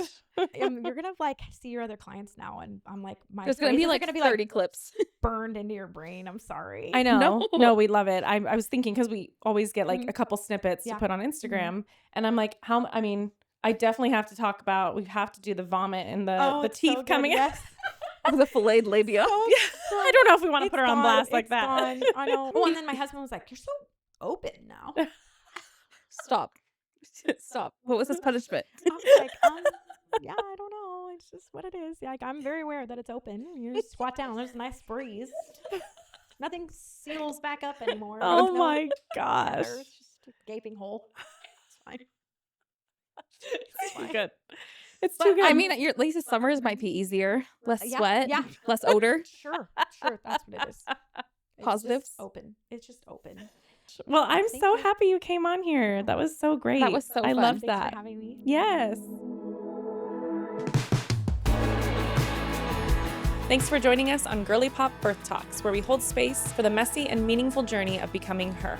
If today's story moved you, made you laugh, or reminded you of your own strength, we would love it if you subscribed, shared the episode, and left us a quick review. We're so glad you were here. Seriously, you're one of us now. We can't wait to do this again soon.